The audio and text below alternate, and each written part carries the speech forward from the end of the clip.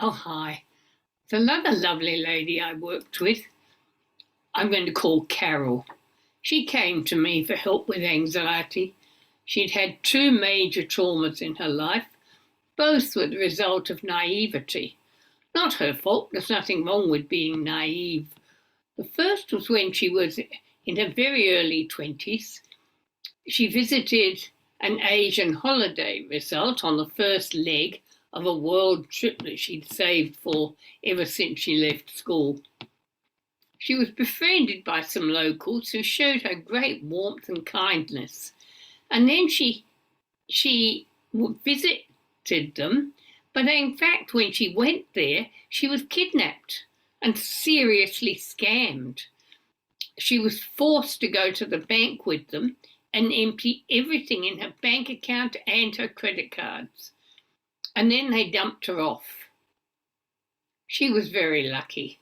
Her family came to her financial rescue, and she safely continued her trip, just a little wiser, but deeply ashamed that she had fallen for this. And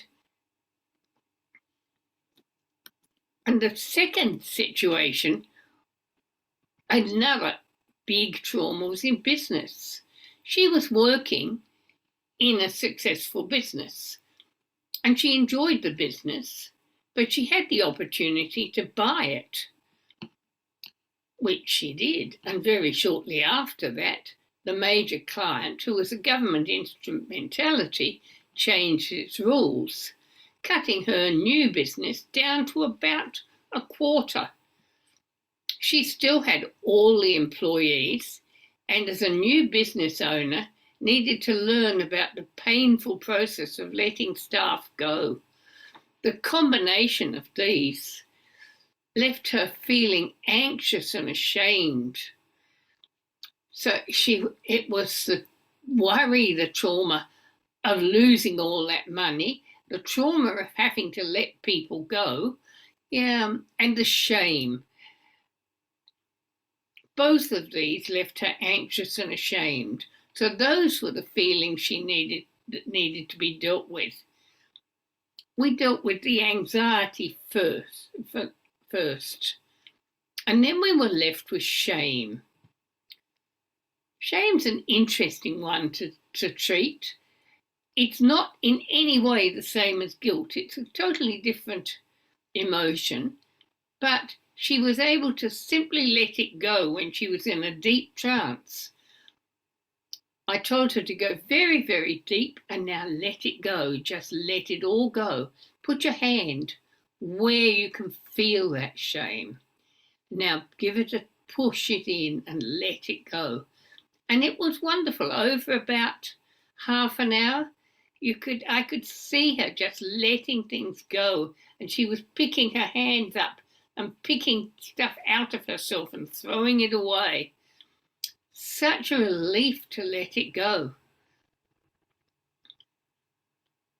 I love it when I'm able to help people make these changes without the need to go back over things over and over with a cognitive approach.